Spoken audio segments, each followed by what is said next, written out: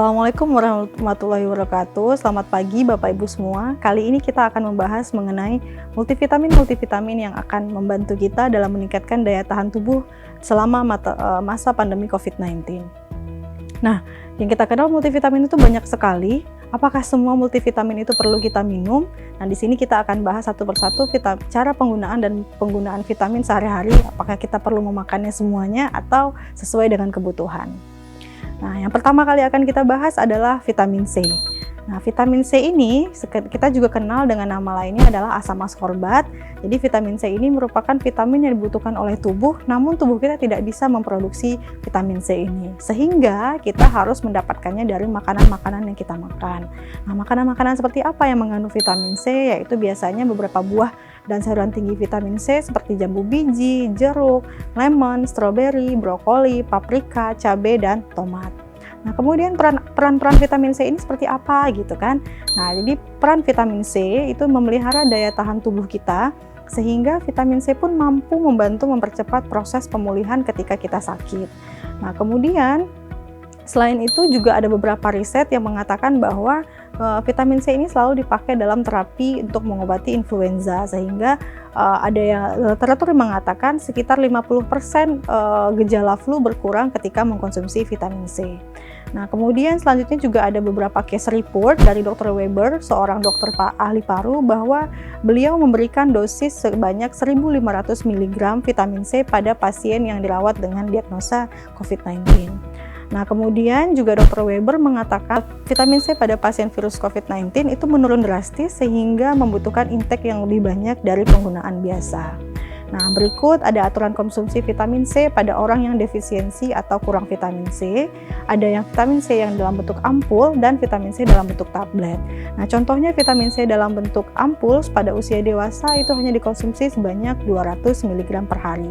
Sedangkan vitamin C dalam bentuk tablet, contohnya pada dewasa, itu hanya dikonsumsi sebanyak 200 mg per hari dalam 4 dosis yang terbagi.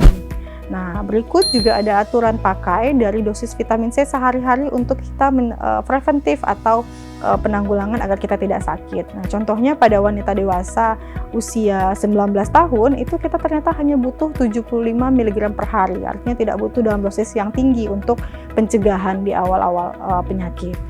Nah, kemudian ketika kita minum terlalu banyak vitamin C, ternyata juga ada bahayanya. Walaupun pada dasarnya vitamin C tersebut merupakan multivitamin yang aman, tidak menimbulkan efek samping, tapi jika diminum dalam melebihi dosis yang dianjurkan, ini dapat menyebabkan gejala-gejala seperti mual, asam lambung naik, kemudian esofagitis, kram perut, sakit kepala, diare, dan insomnia. Selanjutnya yang kedua multivitamin yang akan kita bahas adalah zinc. Nah, zinc ini merupakan zat mikro yang penting bagi berbagai reaksi metabolisme di dalam tubuh yang fungsinya membantu dalam kekebalan tubuh sebagai antioksidan. Nah, peran zinc pertama adalah meningkatkan sistem imun, kemudian sebagai antioksidan dan sebagai pembentuk material dan struktur sel. Kemudian siapa saja sih yang harus minum zinc? Kemudian siapa yang beresiko defisiensi zinc? Jadi pada dasarnya orang yang beresiko defisiensi zinc adalah orang lanjut usia dengan penyakit-penyakit penyerta seperti kardiovaskular, diabetes mellitus, kemudian penyakit pernapasan kronik, hipertensi, dan berat badan berlebih serta kanker. Nah, kemudian makanan-makanan apa sih yang mengandung zinc atau kaya zinc? Seperti ada makanan laut, kemudian daging-dagingan, ikan-ikanan, telur, kacang-kacangan, dan sereal. Nah, makanan-makanan ini merupakan makanan yang kaya akan zinc. Nah, kemudian apa hubungan zinc dengan pasien COVID-19 atau COVID-19? Jadi, pada pasien COVID-19 terjadi penurunan respon imun karena adanya inflamasi. Sedangkan zinc meningkatkan sistem imun. Oleh karena itu, dapat digunakan sebagai salah satu multivitamin yang dikaitkan dengan COVID-19. Kemudian berikut adalah dosis dan aturan pakai dari penggunaan zinc. Contohnya pada pria dewasa, ternyata pria dewasa dalam asupan sehari-hari hanya butuh 11 mg per hari. Nah, sedangkan contohnya pada wanita dewasa hanya butuh 8 mg per hari. Nah, kemudian apakah boleh zinc itu diminum berlebihan? Nah, kita perlu hati-hati. Jadi hati-hati jangan sampai meminum zinc secara berlebihan. karena dosis yang melebihi total intake harus dihindari dapat menimbulkan gejala toksisitas zinc. Nah, overdosis dari zinc dapat menimbulkan defisiensi Cooper, kemudian juga bisa pusing, mual, serta sakit kepala. Kemudian vitamin yang ketiga yang akan kita bahas adalah magnesium. Nah, magnesium ini juga zat mikro yang terlibat dalam 300 aktivitas biologis yang berperan pada lebih dari 600 reaksi enzimatik. Nah, kemudian makanan apa saja sih yang kaya dengan magnesium? Ternyata makanan yang kaya magnesium adalah coklat hitam, alpukat, tahu, kacang mete, gandum utuh, dan ikan.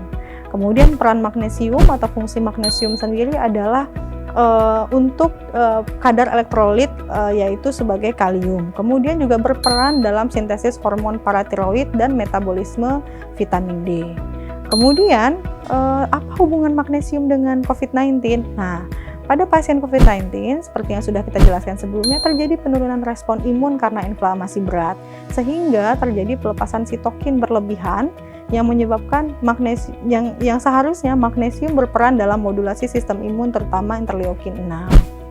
Nah, kemudian beberapa penelitian terkait, yaitu dari Thon et al. 2020, dia melakukan evaluasi terhadap pemberian vitamin D, vitamin B12, dan magnesium pada pasien COVID-19 dengan usia lanjut.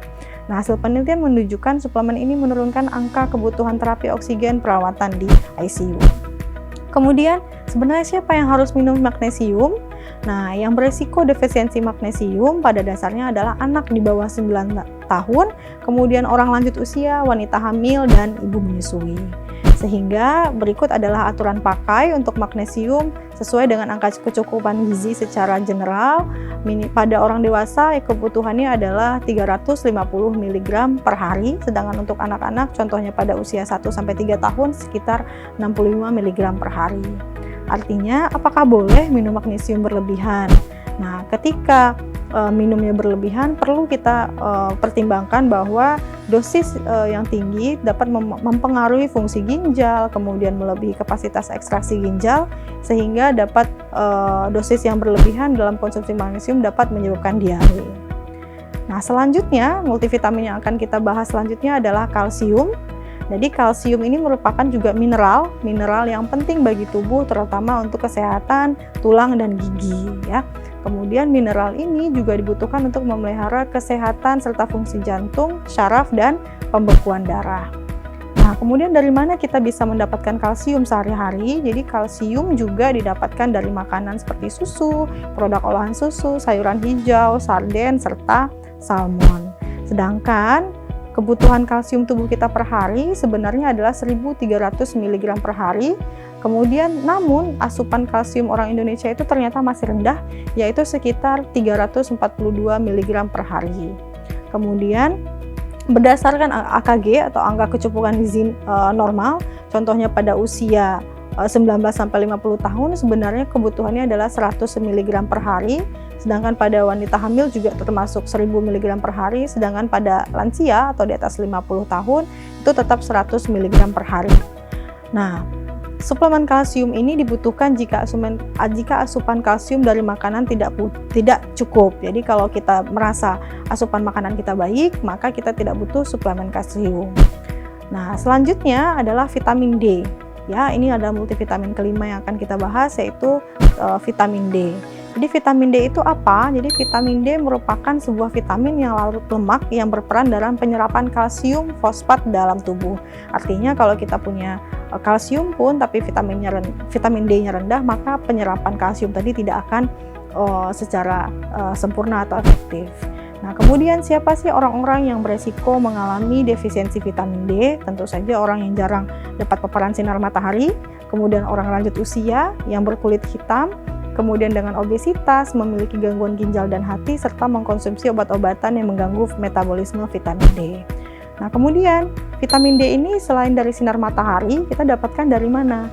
Jadi vitamin D ini sebenarnya paling banyak dari sinar matahari yang dianjurkan pada pukul 9 WIB paling lama 15 menit. Namun ketika kita kurang sinar matahari, makanan lain pun seperti ikan, telur, ayam, jamur susu, sereal, dan oatmeal itu merupakan sumber vitamin D. Selain itu juga ada suplemen vitamin D dalam bentuk vitamin D2 atau D3 yang dapat dikonsumsi.